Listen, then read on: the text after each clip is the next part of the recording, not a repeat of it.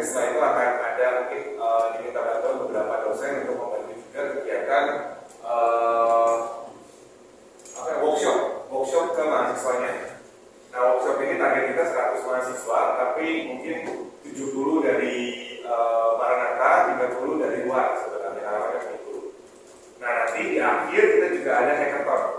Hackathon ini jadi ya mereka akan membuat sebuah aplikasi ya sebenarnya dengan penerapan blockchain ini. Ini hackathon ya sebenarnya, jadi nggak berdarah dari nol banget begitu. Nah, semuanya ini pendanaan kegiatan ini semuanya yang tadi didanai oleh Katalis itu. Jadi nanti sebenarnya kita juga bisa lihat siapa tahu mungkin ada peluang juga, ada ide-ide untuk riset atau apa mungkin yang terkait dengan Katalisnya. Nah, mungkin itu saja mungkin kalau dari saya selaku pembukaan. Dan mungkin berikutnya saya akan serahkan kepada Valdrian. Jadi Valdrian ini full time blockchain developer. Jadi nanti mungkin akan sharing juga sedikit pengalamannya, gitu ya. Terus sedikit konsep blockchainnya seperti apa, lalu juga konsep dari tadi yang Katalis itu. Nah, kebetulan beliau juga alumni Maranatha, ya, jadi dari DI Teknik Elektro tahun 2013 saya datang di sini. Oke, ya baik seperti itu mungkin silakan Valdrian, silakan. Nah, sebelumnya saya mau perkenalan juga gitu ya dengan Bapak Ibu di sini gitu ya, boleh sebutin satu-satu gitu kayak mengajar mata kuliah apa, kemudian kenapa tertarik dengan program ini, kemudian ketiga apakah punya pengalaman dengan blockchain atau crypto gitu. Mungkin boleh dari Pak Agus. Mengajar mata kuliah apa, kemudian mengapa tertarik dengan program ini, kemudian apakah ada pengalaman sebelumnya pernah tahu gitu dengan crypto apa sih dengan blockchain atau mata kuliah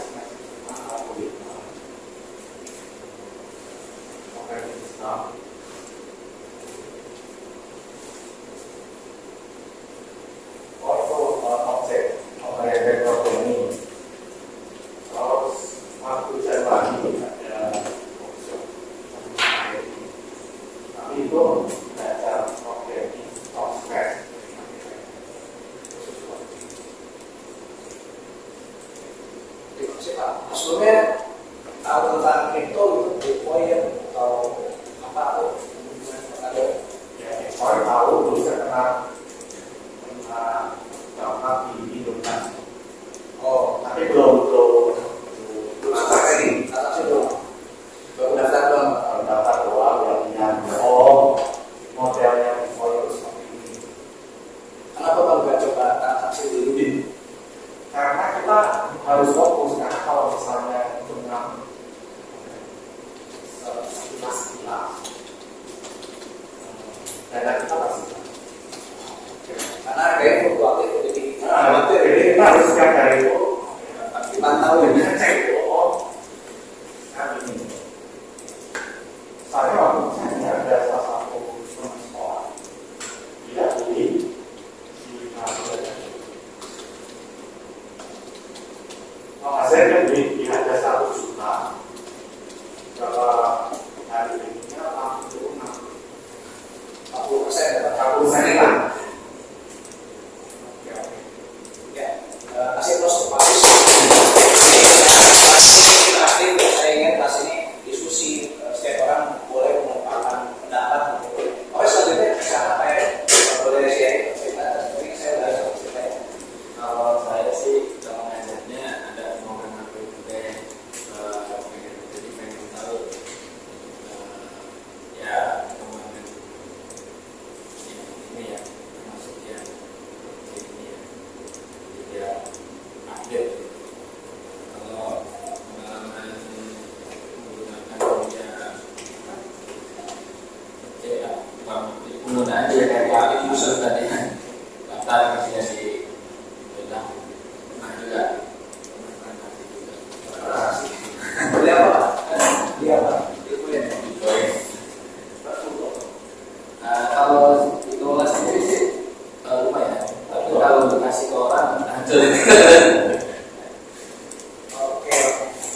Jadi ya turun naik lah kayak gitu. Tapi sekarang udah nggak Kayaknya harus fokus. ada kan.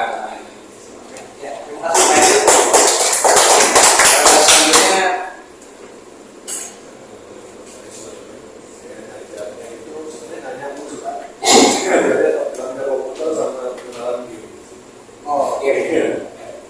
Kemarin tuh kata Pak Kamarek katanya coba aja dengerin, siapa tahu bisa mau penelitian. Tapi kan ada juga dia pakai NFT dan segala macam. Betul. Kalau pengalaman ya pengalaman kita buat. Kata-kata buruk ya. Kata-kata Tapi buruk. itu aja pengalaman saya seperti itu. Sekarang masih gitu coba-coba Bitcoin atau apa? Enggak ya? Kita rapat. Oke ya, terima kasih. Kemudian Bu, Perkenalkan, nama saya Rosetti. Kalau untuk pengajarannya, kalau biasanya saya ngajarnya kayak dasar pemrograman, terus kayak dasar mesin, gitu. Terus kenapa itu ya merasa tertarik aja sih karena banyak pengalaman gitu kan. Terus kalau belajar dari yang sekarang kan kayak blockchain gitu, kayaknya perlu di masa depan. Terus kalau pengalamannya ya paling pengalaman Bitcoin sih. Bitcoin. Kalau ada coba beli juga gitu. Ya paling bagi di aja sih. Tapi masih yang kayak sedikit aja nggak banyak-banyak orang masih coba-coba. Ditabung gitu ya. Iya. Oke, mantap. Terima kasih. Selanjutnya Bapak Saya program, kemudian kalau mengajar biasanya di investasi, apa kemudian sama rekaman juga. Untuk sinal tertarik kita, biasanya ada yang tahu dari namanya. Maksudnya ini crypto, karena saya termasuk investor gitu. Oh, istri saya. Saya sih nggak main istri saya hanya ngomong dari istri.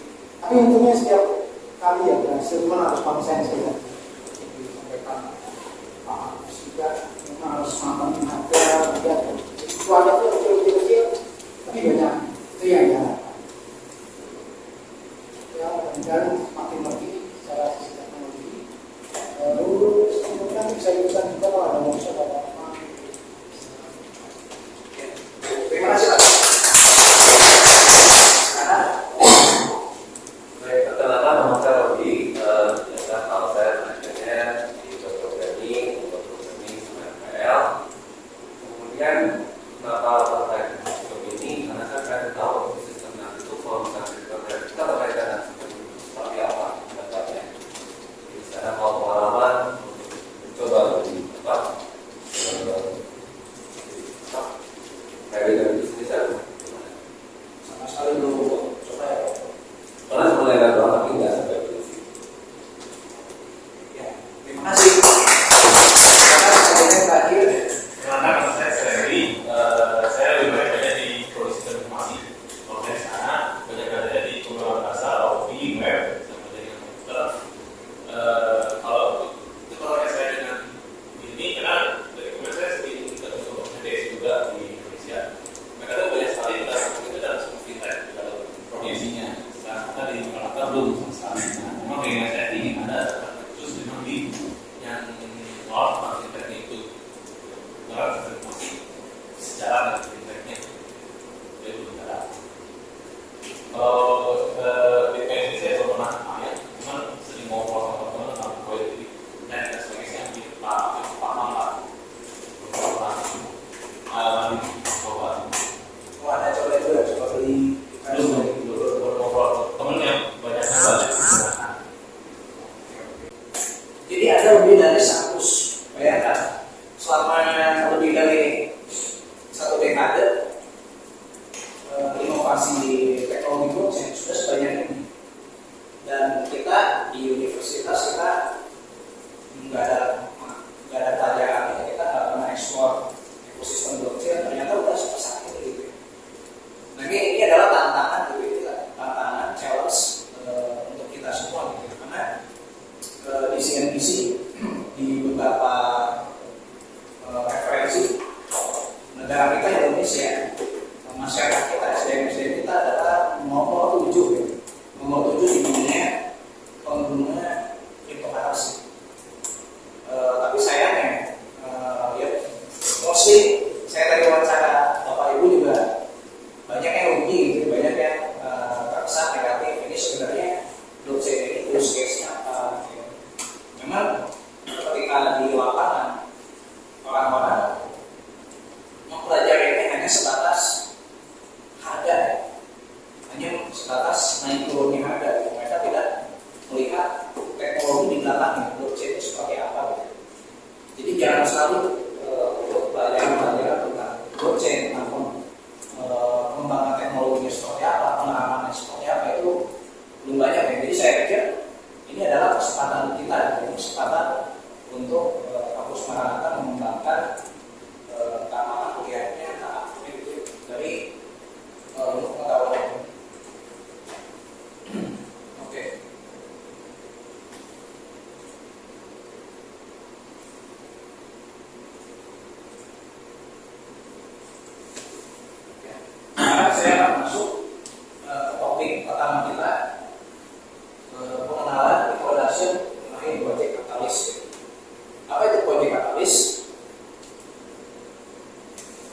Jadi proyek katalis itu adalah sistem tata kelola governance yang mendanai suatu ide, inovasi.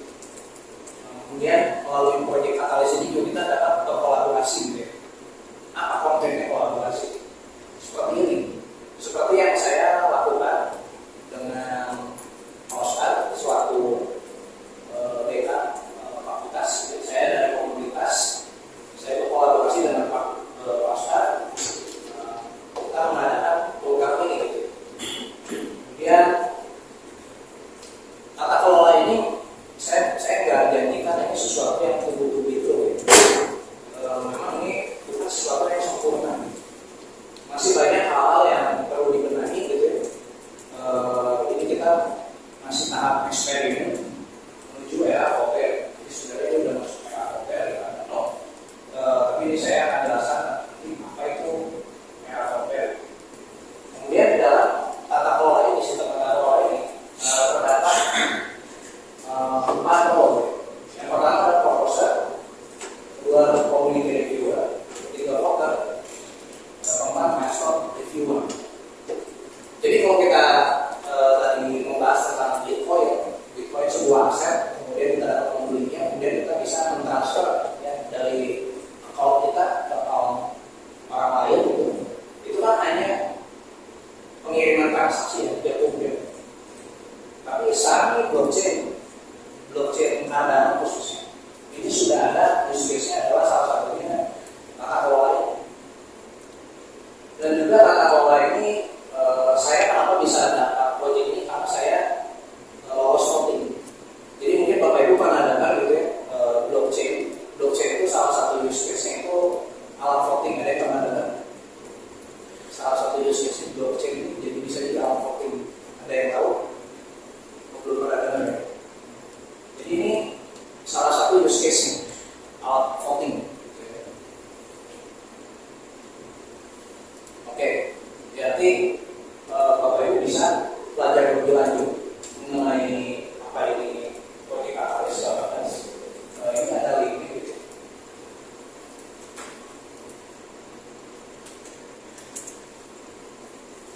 Nanti saya akan kasih linknya PDF. Jadi di sini ini dokumentasi mengenai tata kelola ya, proyek katalis.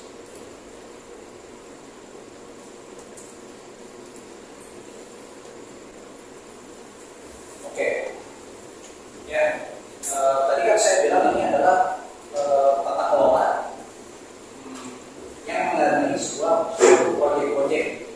Nah pertanyaannya, dananya dari mana? Apakah dari investor kan? Apakah dari VC gitu ya, venture capital? Biasanya kita sudah tidak asing dengan model startup gitu. Startup itu ada yang mendanainya VC gitu. Lalu bagaimana dengan sistem tata kelola di blockchain? Ya. Jadi di blockchain Cardano ini ada satu yang namanya treasury. Jadi ada satu tempat di mana menampung treasury.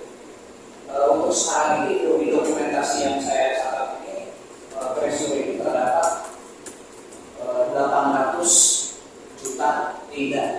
Jadi di blockchain Cardano itu terdapat currency-nya namanya ADA. Kalau sekarang sih di rupiah ya, satu ADA itu harga transaksinya anggaplah 5.000 rupiah. Jadi 800 juta dikali 5.000 aja berapa treasury yang di Cardano ini. Nah, treasury ini pembagiannya seperti ini gitu ya. Jadi sumbernya pertama-tama itu ada di Cardano Reserve dan blockchain fees. Nah, saya blockchain fees ini jadi misalnya gini ya, ada orang saling bertransaksi menggunakan jaringan blockchain Cardano. Ketika transaksi itu ada fee ya. Nah fee-nya ini itu dimasukkan ke dalam pot. Kemudian saya akan jelaskan bagian Cardano Reserve ini gitu ya. Jadi kalau kita kembali lagi ke ya,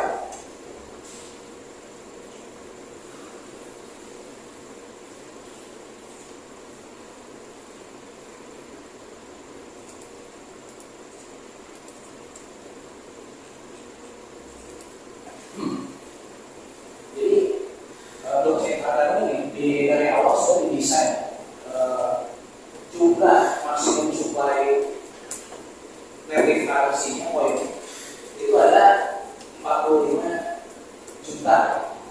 Tetapi total suplai yang beredar ini sekitar, sorry, 40 juta, saya kata 45 miliar.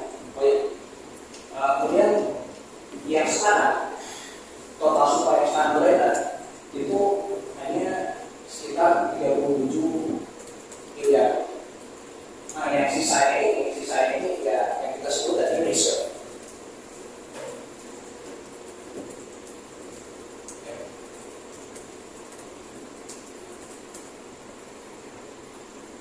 Nah, reserve yang tadi itu seiring berjalannya waktu didistribusikan ke bagian pokok ini.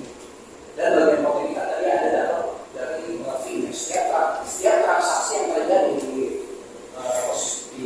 jaringan blockchain, fee-nya masuk sini, kemudian di pembagian lagi, dibagi lagi 20% ke treasury, 80% ke pool rewards. Jadi nanti yang bagian pool rewards ini saya akan jelaskan sekarang di sesi selanjutnya, topik-topik selanjutnya baru saya akan jelaskan. Jadi kan tadi ada dari research, ada dari transaksi. Setiap transaksi yang terjadi ada fee, fee-nya didistribusikan di pool ini, kemudian dibagi gitu, 20% di treasury. Misal penggunaannya treasury itu untuk apa? Gitu ya. Jadi di treasury penggunaannya untuk di proyek katalis yang program sekarang ini, dan juga untuk buat tanaman development. Ini yang dikerjakan oleh IoT.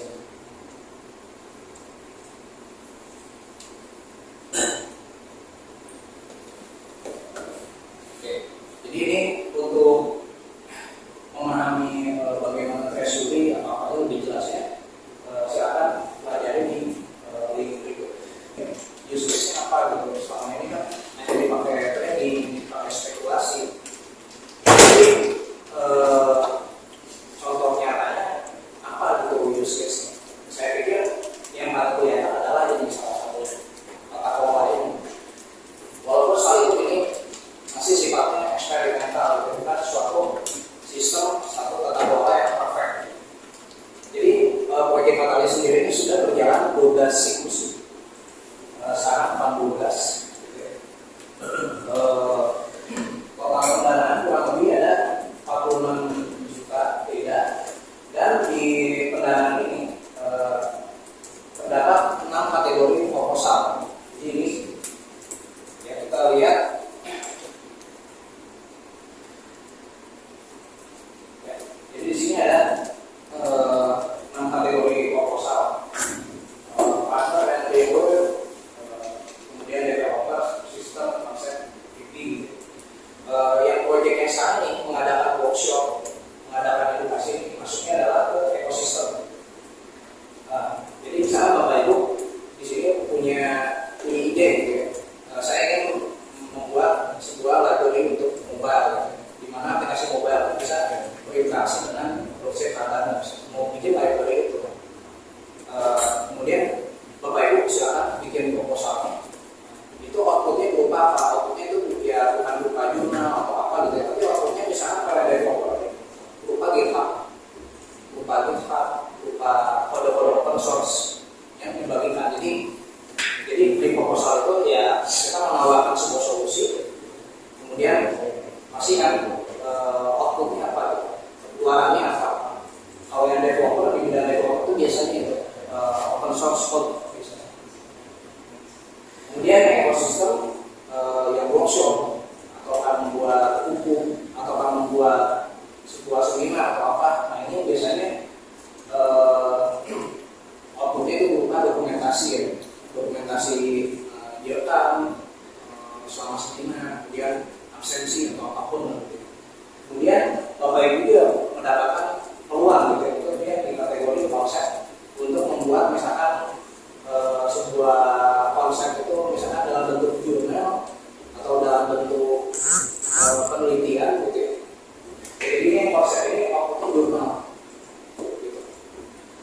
Kemudian MVP, kalau MVP ya tentu sudah harus ada produk jadinya, tapi produk jadinya itu masih prototype lah gitu. Kalau yang produk ya sudah menjadi sebuah aplikasi. Nah itu, Bapak Ibu di sini boleh bisa diklik linknya gitu ya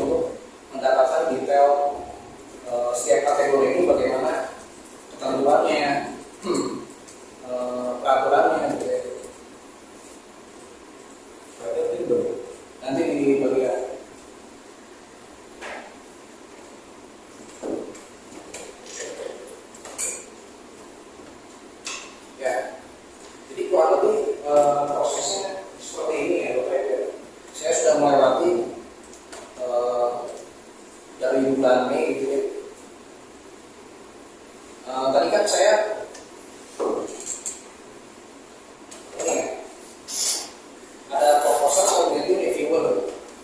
Jadi kurang lebih flow-nya itu kita membuat proposal, kemudian disubmit. Setelah disubmit, kita akan masuk masa reviewer gitu ya. Nah, jadi di sini ada community reviewer, jadi siapapun dari komunitas bisa mendaftarkan diri sebagai reviewer. Jadi proposal-proposal yang masuk, yang disubmit itu diperiksa lah istilahnya, dibaca, begitu diberikan komentar gitu ya, diberikan penilaian.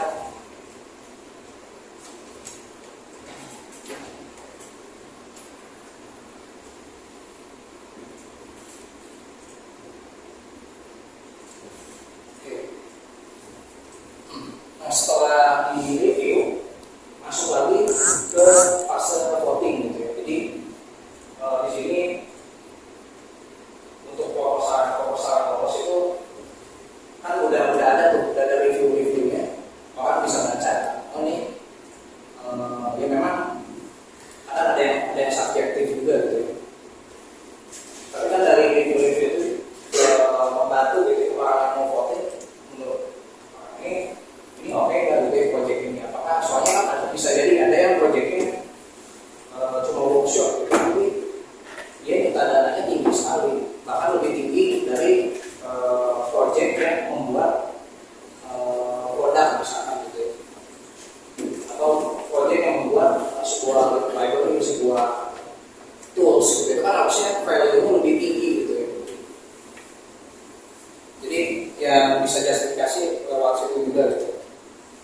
Nah, kemudian ada hasil voting, juga yang lolos itu nanti akan dihubungin oleh IOG gitu ya. Kita dapat dokumen untuk nanti melewati proses onboarding ini lah, pinggir belakang yang boleh voting. Nah, ini pertanyaan bagus. Jadi yang boleh voting itu semua orang ada manusia. Itu Bapak boleh juga bisa daftar di idea scale. Jadi misalkan Pak Agus mau jadi reviewer gitu, itu bisa, siapapun bisa. Nah, reviewnya itu apa, checklist. Jadi reviewnya itu nanti ada 3 aspek gitu ya. Nah, kita baca proposalnya, nanti nilai yang pertama itu impact. Apakah proposal ini mempunyai impact positif gitu ya, untuk ekosistem Adano dan juga di masyarakat gitu. Kemudian yang kedua, project milestone. Apakah proposal ini planningnya oke, masuk akal ya? Jadi misalkan ada orang yang janjian membuat sebuah produk dalam waktu 3 bulan. Jadi orang untuk membuat produk ini dalam waktu 3 bulan itu make sense gitu. Jadi bisa dinilai dari itu. Kemudian yang ketiga, pendanaan, aspek pendanaan. Jadi yang tadi saya bilang, proyek ini kemana atau pemurahan atau apa tuh. Jadi dinilai dari ya, ada. Jadi proposal saya ini objektifnya adalah yang pertama program TFT gitu, yang sekarang sedang berlangsung dengan Bapak Ibu. Kemudian workshop. Jadi workshop ini program untuk mahasiswa. Kemudian ada mini hackathon gitu, untuk perlombaan para peserta workshopnya. Jadi Bapak Ibu silakan pelajari lebih lanjut gitu. Di sini ada linknya juga gitu. Ini proposal saya.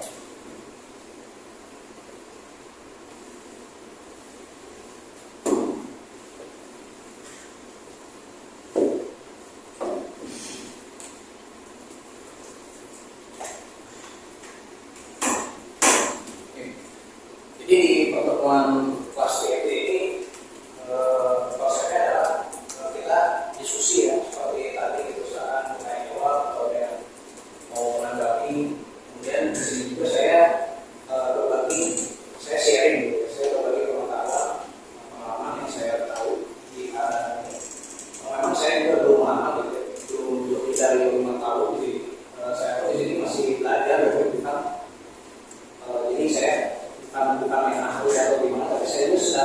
belajar di sini kita sama belajar ya. Kemudian di sini kita akan belajar praktek ke depan. Nah, selain pertemuan di luar IET ini, Bapak Ibu juga silakan melakukan pembelajaran mandiri gitu ya. Kemudian Bapak Ibu juga silakan nanti bidang yang Anda minati, eksplorasi. Kita di sini belajar nggak cuma di bidang programming aja di developer ya. Di sini saya akan menjelaskan secara holistik gitu ya. Jadi di sini ada 4 elemen gitu ya. Yang pertama ini user, perspektif dari user. Kemudian saya juga akan menjelaskan bagaimana komunitas di blockchain ini. Kemudian mengenai governance, tadi saya sudah menjelaskan sedikit tentang Project Catalyst governance. Dan juga di bidang developer. Jadi ini saya jelaskan memang secara garis besar gitu. Tapi kemudian silakan Bapak Ibu mempelajari sesuai dengan bidang yang diminati gitu kan. Di industri blockchain ini nggak cuma melulu soal developer, nggak cuma melulu soal programming gitu ya. Oke, jadi modul-modul yang kita gunakan ini pertama CBCA gitu ya. Di sini Bapak Ibu saya mungkin sudah membuat account-nya. Ada yang sudah buat account-nya. Ada yang udah nonton sampai selesai modul pertama? Belum ya? Selesai modul kamu.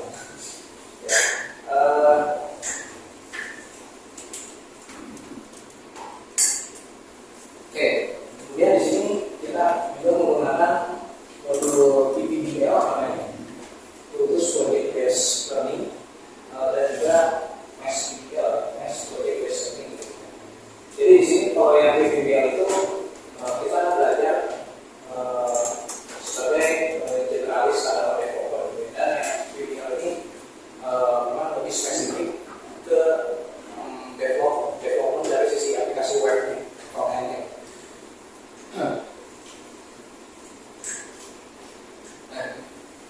Untuk web development kita akan menggunakan Tailwind,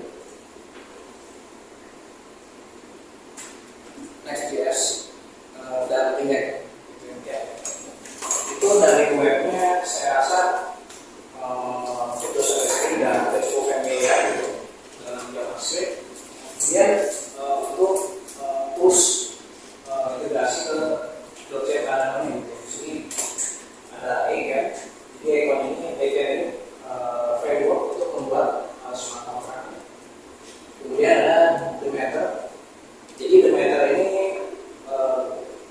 bisa dibilang kayak AWS kan istilahnya, AWS, Google Cloud gitu. Tapi ini di Demeter ini service-service khusus untuk di yang Cardano gitu.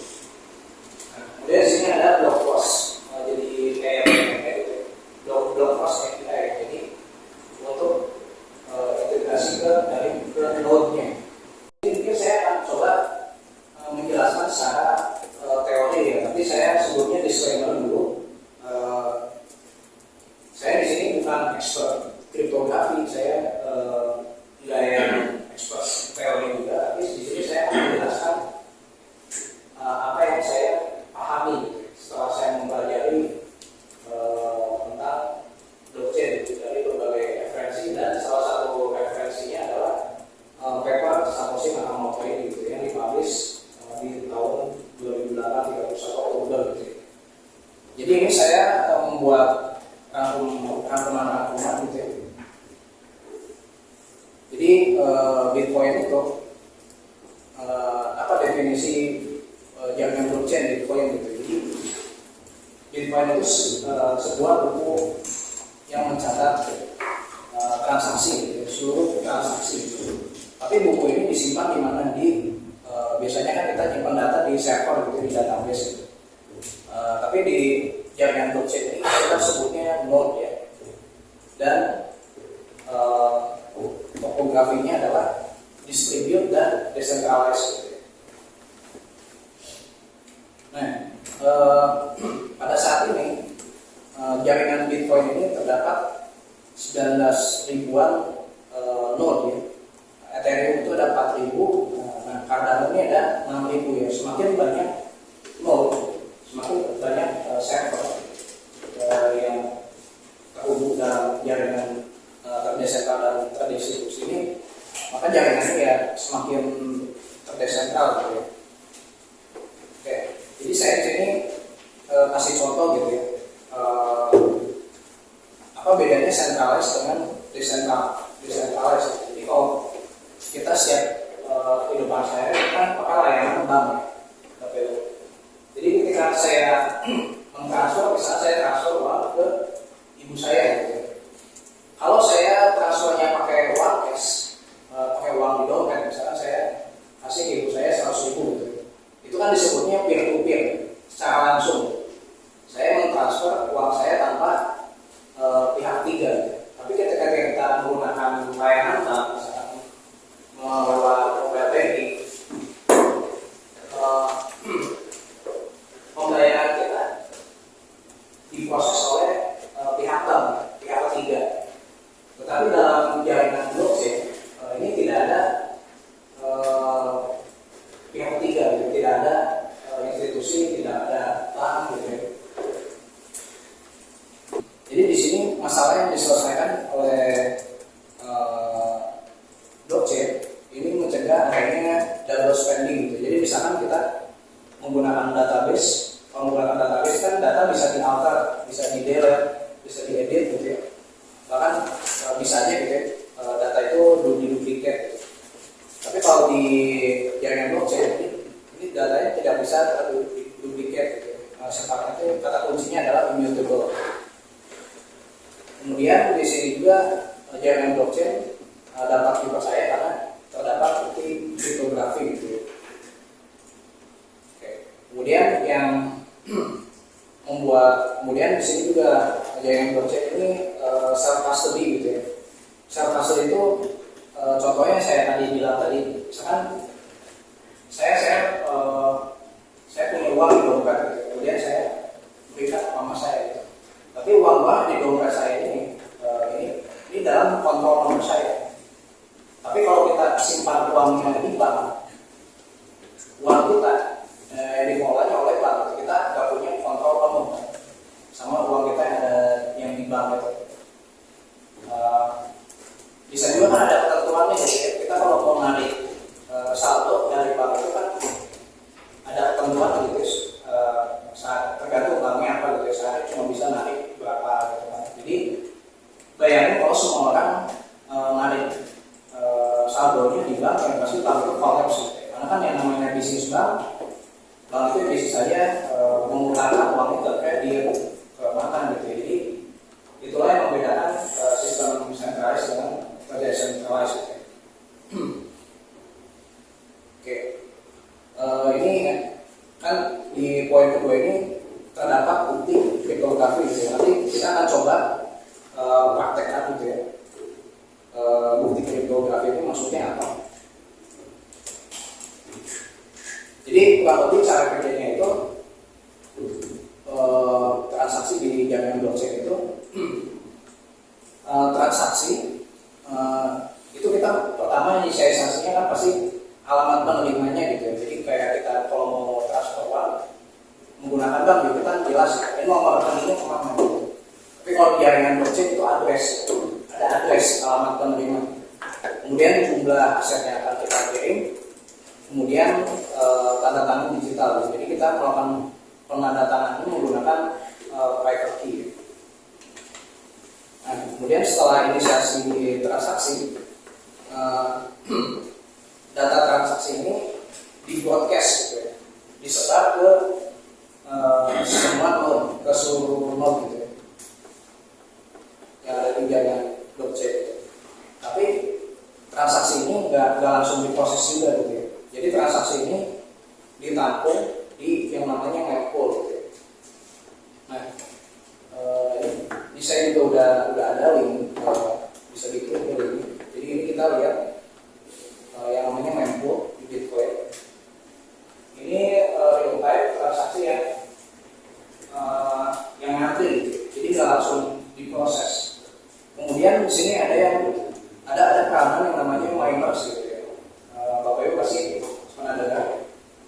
miners. Jadi miners itu mereka tugasnya adalah mengambil transaksi-transaksi yang tadi ada yang di Membos, kemudian dikelompokkan, disatukan menjadi suatu blok gitu. Nah, kemudian para miners itu mereka harus mengerjakan persoalan matematika gitu ya, angka acak atau yang disebut norms. Nah, tapi angka acak itu kan harus dicoba terus gitu ya. Dicoba terus sampai ketemu gitu angkanya berapa. Ini yang disebut dengan proses proof of work gitu ya. Tapi seiring berjalannya pekerjaan ini harus mengandalkan daya komputasi gitu, karena miners kan nggak cuma satu gitu ya.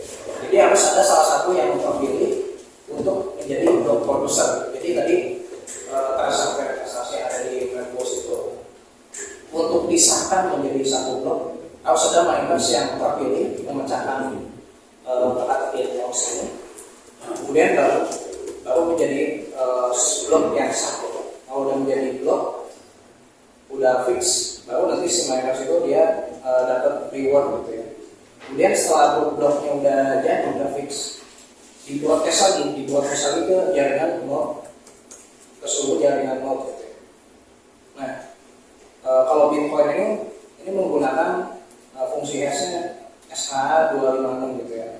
Nah, di sini saya udah ada linknya.